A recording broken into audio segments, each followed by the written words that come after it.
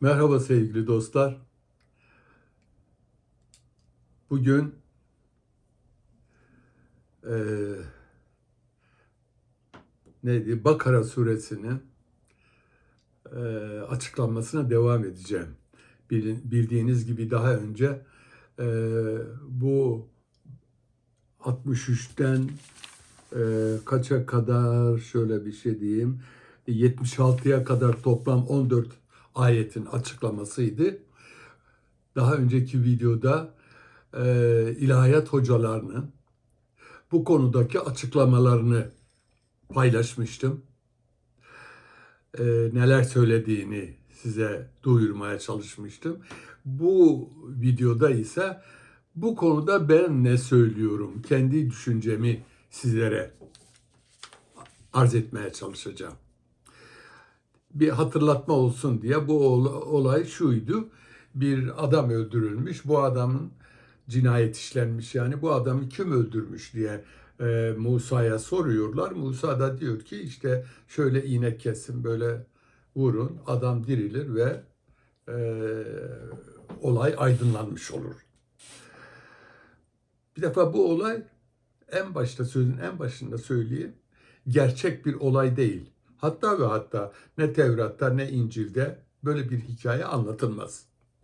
Yani Kur'an'ın böyle bir alıntı yapmadığını söylemek istiyorum. Bir. İkincisi, bu bir halk hikayesidir. Gerçek olup olmadığına dair beyan olmadığı gibi aslında gerçek de değil. Bu gerçek değildir sözüm, misaldir sözümü yine de vurgulamak istiyorum. Eğer gerçek bir hikayeyi Kur'an anlatmış olsaydı bize, o zaman Kur'an e, o bazılarına zannettiği gibi tarihsel bir kitap olurdu. Yani geçmişte olmuş bir olay, geçmişte olmuş bir olay bugünün insanına ne anlatır? Halbuki bir şey anlatamaz tabii ki. Halbuki ben diyorum ki bu bir misaldir, ilkesel bir anlatımdır. O zaman günümüzün değerleri üzerinden bir ilke yeniden şekillenerek ortaya konabilir.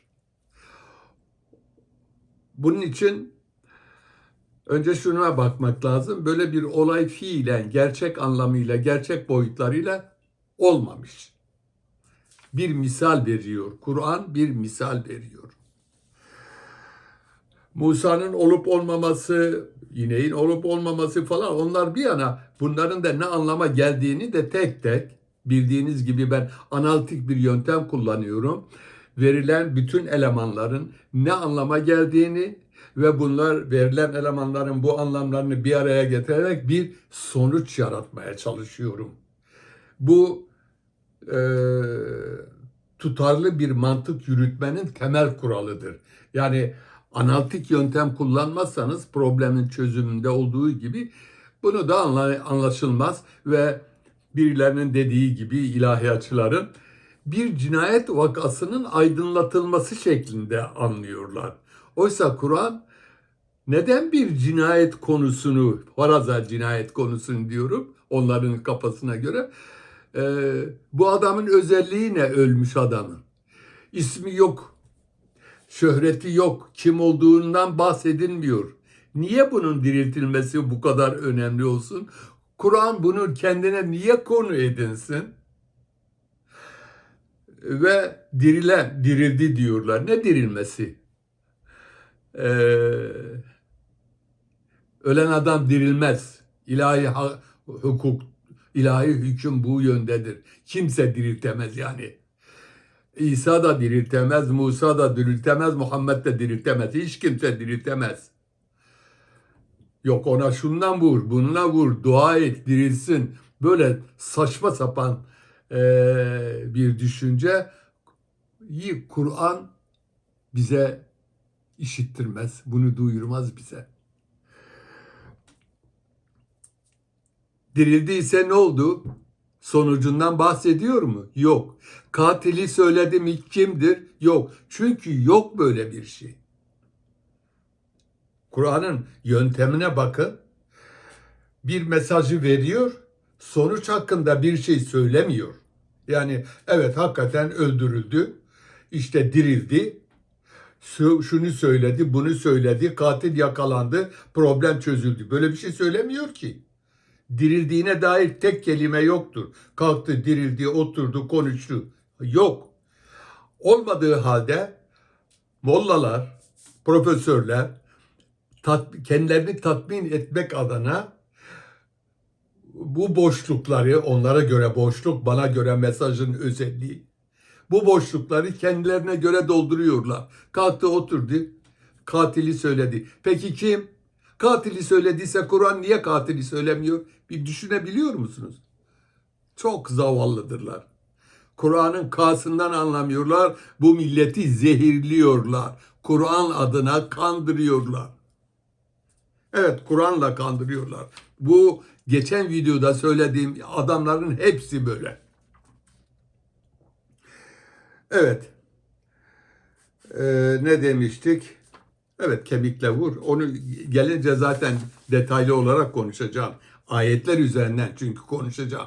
O şunu söyledi, bu bunu söylediğiyle değil. Ayet ne söylüyorsa onun üzerinden.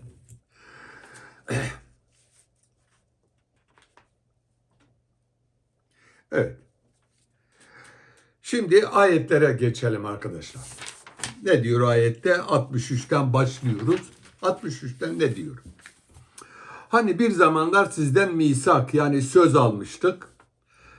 Turu üstünüze kaldırıp demiştik ki size verdiğimiz kitaba kuvvetle tutunun ve içindekilerden gafil olmayın. Gerek ki korunursunuz. Musa kavmine söylendiği, ifade edilen bir mesaj.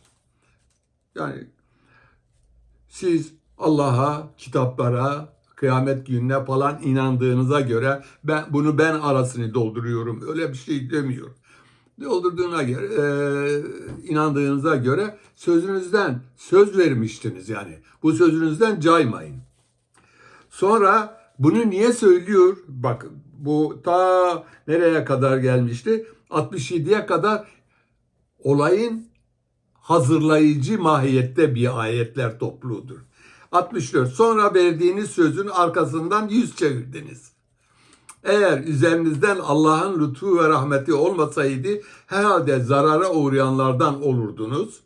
65'te içinizden cumartesi günü yasağını çiğneyenlerin elbette bilirsiniz. İşte bundan dolayı onlara sefil maymunlar olun dedik.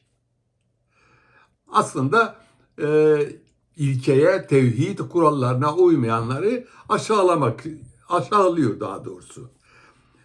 Bu ibret dolu cezayı öncekilere ve sonrakiler bir ders korunacakları bir nasihat, bir öğüt yaptık. Şimdi buraya kadar Yahudi topluluğuna diyor söz aldık, kurallara uymanız yönünde, fakat onlar bu sözlerinde durmadılar, yanlışlar yaptılar, hatalar yaptılar ve biz de onlara sefil maymunlar olun, aşağılık maymunlar olun dedik. Şimdi bu söylemle aşağıdaki dirilme vakasını birbirine bağlamadan konuşuyorlar. Halbuki bu giriş aşağıdaki şimdi okuyacağım ayetlerin tamamlayıcısıdır adeta. Aşağıdaki ayetler neden böyle devam ediyor? Bir ölüden bahsediliyor falan. Çünkü buraya kadar söylediklerim 63'ten 66'ya kadar 3 ayet söz verdiğiniz halde sözünüze durmadınız aşağılık maymunlar olun. Yani aşağılık maymunlar bir nevi de ölü bir topluluk. Hayvan diyor ya, insana göre ölü bir topluluk olun dedik anlamındadır. Çünkü hayvandan aşağı diyor başka ayetlerde de. Şimdi geliyoruz ona. Hani bir zamanlar sanki bu şimdi okuyacağım ayet diğerlerinden bağımsızmış gibi ele alınıp konuşuluyor. Halbuki yukarıyla bağlantılıdır. Bir zamanlar Musa kavmine demişti ki Allah size bir sığır boğazlamanızı emrediyor. Onlar da sen bizimle eğleniyor, alay mı ediyorsun? dediler. Musa da böylece cahillerden biri olmaktan Allah'a sığınırım dedi. Musa geliyor diyor bir sığır kesin. Ne demek bir sığır kesin ya falan diyorlar. Onlar bizim için peki bizim için Rabbine dua et.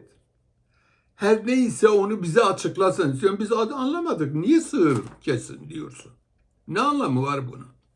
Dediler. Musa Rabbim buyuruyor ki o ne pek yaşlı ne de pek taze. İkisi arası dinç bir sığırdır. Haydi emrolunduğunuz işi yapınız. Bunun açıklamaya ihtiyacı var. Ne dedi? Musa diyor ki o ne pek yaşlı ne de pek taze. İkisi arası dinç bir sığırdır. Acaba Musa gerçekten bir inek, bir öküz mü tarif ediyor yoksa öküz diye tarif edilen bir anlayış mıdır? Bir inancı mı anlatıyor yoksa? Çünkü burada açıklamam lazım zaten. Musa'nın kavmi Hazreti Yusuf zamanında daha Musa'dan yüzyıllarca önce belki Hazreti Yusuf zamanında Hazreti Yusuf'un ne diyelim ki Firavun'un danışmanı olduğu dönemde, yetkili olduğu dönemde kendi kabilesini Mısır'a getirdi Kenan ilinden. Orada yerleştirdi ve Yusuf yaşadığı müddetçe kendi topluluğu, hemşerileri el üstünde tutuldu. Yani torpil geçiliyordu. Yusuf'un akrabaları, hemşerileri diye. Fakat Yusuf'un vefatından 100 yıl sonra ortalama bunlar köleleşti. Niye köleleşti? Bu Yahudi topluluk Yahudi inancını terk ederek Mısır'ın tanrısını kabul ettiler. Mısır'ın tanrısı neydi? Sembolik olarak öküz. Öküz. Evet, öküzdü. Öküz nedir biliyor musunuz sevgili dostlar? Boğa veya sözcük anlamında Tanrı'nın yeryüzündeki şekli ve onun gücünün yansımasıdır. Boğa tanrısı, eski Yunan'da Poseidon diye bildiğimiz boğa tanrısıdır. Yani ineği anladık. Kesilecek inek neymiş?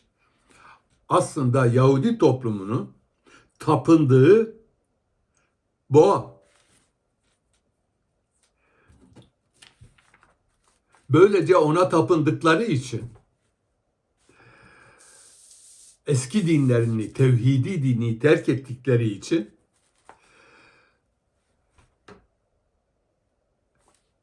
ya Mısır kültürünün, dininin onları asimile ettiği için, dinlerini değiştirdiği için, tevhid dinini terk ettikleri için onlar ölmüştü.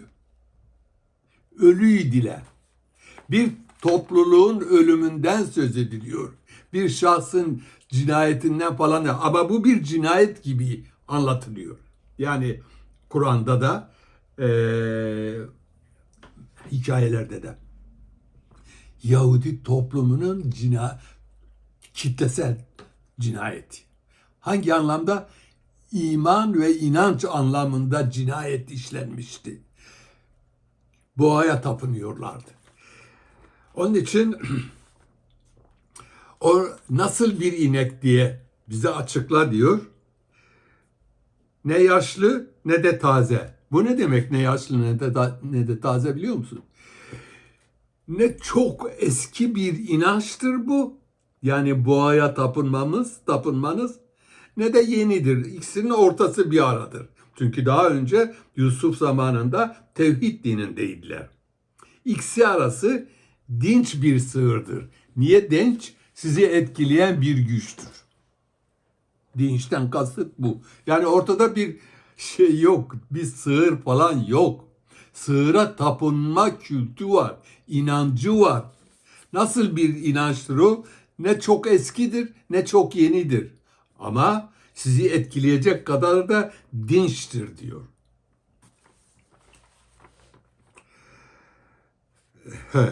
Dinç bir sığırdır. Haydi emrolunduğunuz işi yapınız.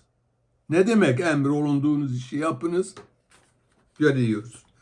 Onlar bizim için Rabbine dua et tekrardan. Rengi neyse onu bize açıklasın. Arkadaşlar, aslında böyle bir diyalog yok.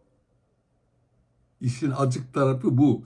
Ama Kur'an mucizevi bir beyan ortaya koyuyor. Bize onu Musa'nın diliyle anlatıyor. Yahudilerin talepleri üzerinden anlatıyor. Ne diyor? Onu bize açıklasın rengini dediler. Musa, Rabbim buyuruyor ki o bakanlara surur veren sapsarı bir sığırdır. Sevgili dostlar, Kur'an'da detay yoktur. Ne söylüyorsa asli olarak bir gerçekliğe işaret eder. Neden sapsarı? Onu izleyenlere surur, mutluluk veren sapsarı bir renktir. Sarı renk arkadaşlar zeka ve aklın rengidir. Sözcük anlamıyla. Sarı bunu ifade eder. Sarı renk psikolojisi umut, mutluluk, neşe ve eğlence sunan canlandırıcı ve aydınlatıcı, göz kamaştırıcı en parlak bir ışıktır. Ne demek istiyor? Şunu. Sizin inandığınız din, inanç, sığıra tapınma kültü sizi cezbetmiş parlaklığıyla, gücüyle, eğlencesiyle, keyfiyle. Budur diyor. Onlar bizim için Rabbine dua et. O nedir? Hala anlamak istemiyorlar. Aslında biliniyor da anlamak istemiyorlar. Bize iyice açıklasın. Çünkü o bize biraz karışık geldi. Bununla beraber Allah dilerse onu elbette buluruz dediler. Musa, Rabbim buyuruyor ki o ne çifte koşulup tarla süren, ne de ekin sulayan, ne de salma gezen ve hiç alacası olmayan bir sığırdır. Bakın ne detaylar veriyor. Bunlar acaba bu detayların ne anlama geliyor? Ya işte bu sığır anlatıyor. Öyle değil. Öyle değil. Ne diyor? Ne ekin sulayan ne de salma gezen. Yani bir de ne de tarlaya koşulup. Çünkü niye? Bu bir öküz değil. Bu bir semboldür. Tanrısallığın sembolüdür. Onun için tarla öküzü değil, sulama öküzü değil. Efendime söyleyeyim. Böyle ortalıkta boş boş gezen bir inek öküz de değil. Böyle bir öküzden bahsetmiyorum aslında diyor. Buradaki öküz bir de hiç alacası olmayan. Niye bu kadar renk veriyor? Niye bu kadar? Alacası ne demek? Yani parlak, tek renk. Öyle siyahlı beyazlı falan değil yani. Hatta alacasını burada bir not almıştım. Alacasız tek renk ve karmaşık olmayan düşünme yönteminde net olacaksın anlamındadır. Nettir onlar. Yani bu bizim Tanrımızdır diyor. Alacasız. Bildiğin inek falan da değil, öküz de değil. Bu bizim imanımız ve inancımızdır. Yahudi toplumunun o aşamadaki o günkü Tanrı inancını anlatıyor.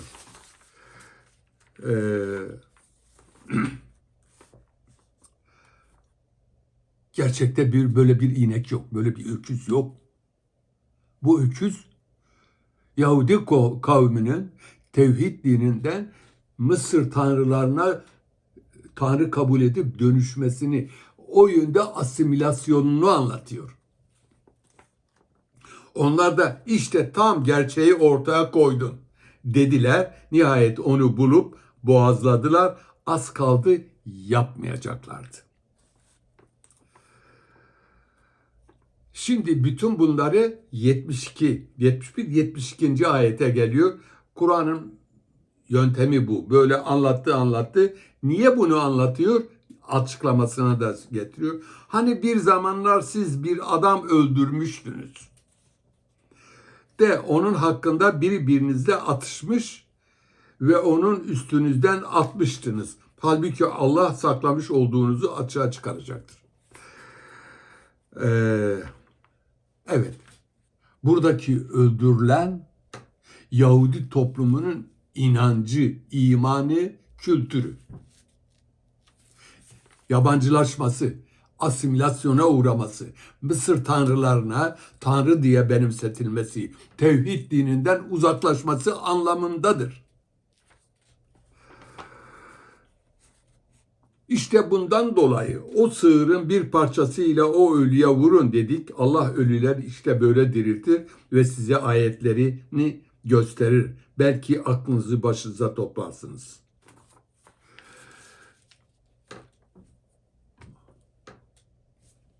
Sizler diyor, o ineği kesmediğiniz müddetçe, yani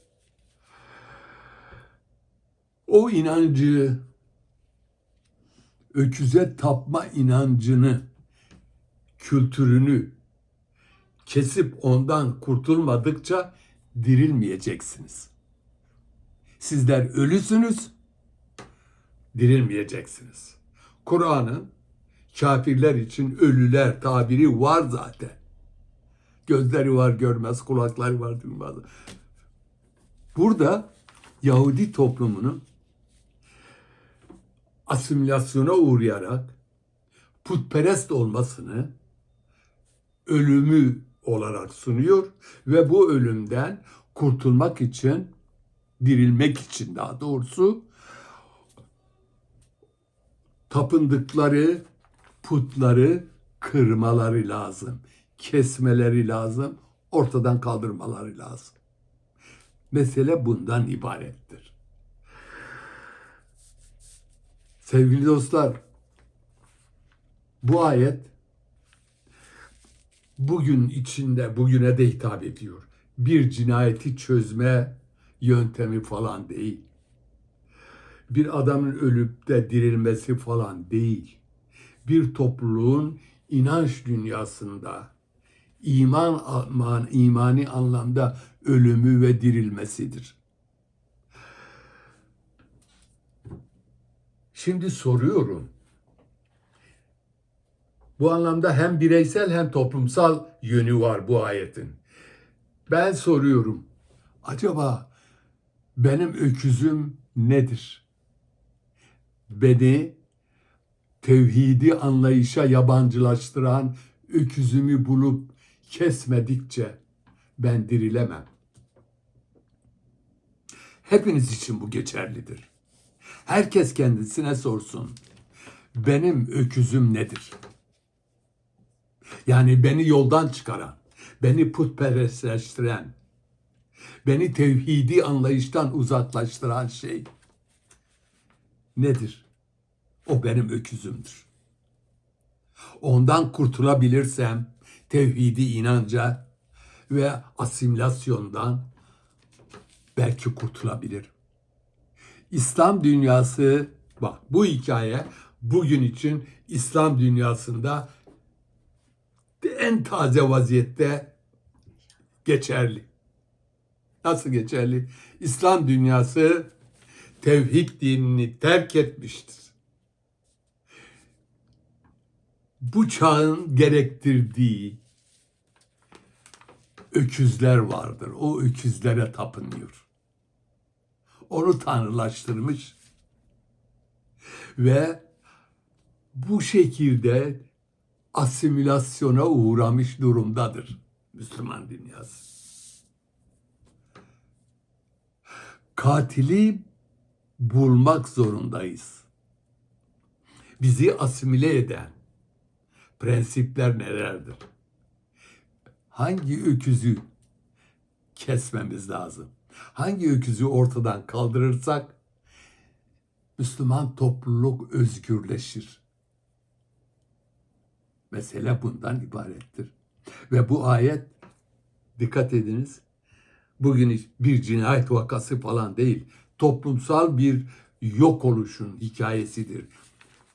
Ve Kur'an buna bir cinayetin aydınlatılması, aydınlatma yöntemi falan yakın uzak alakası yoktur. Bugün İslam toplumunun tevhid dininden uzaklaşarak, ironi yapıyorum, bir ineğe tapılmaya başlamıştır. O ineği kesmedikçe dirilemeyeceksiniz. O ineğe tapılmayı bu ayeti bir cinayet gibi açıklayanlar da dahildir. Bunu anlamadıkça bu mesaj hiçbir şey ifade etmiyor. Bir cinayeti anlatma, aydınlatma veya anlatma değil. Evet, bireysel veya toplumsal. Herkes kendine soracak. Benim öküzüm nedir? Ben öküzümü tespit edip onu kesmezsem tevhidi anlamda, idraki anlamda gelişemeyeceğim. O yabancılaşmanın, o asimilasyonun sürüklediği gayya kuyusunda debelenip duracağım. Mesele bundan ibarettir sevgili dostlar. Lütfen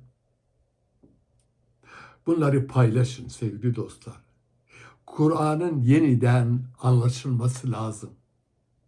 Bu adamlar Kur'an'dan falan bir şey anlamıyorlar. Bunu bu kadar söylüyorum. Hodri meydan diyorum.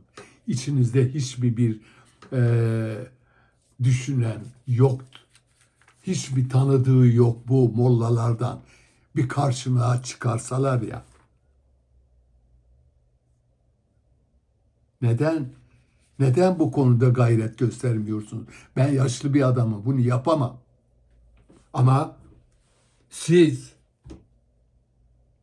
bu konuyu kitlelere yayıp kitlelerin uyanmasına vesile olabilirsiniz.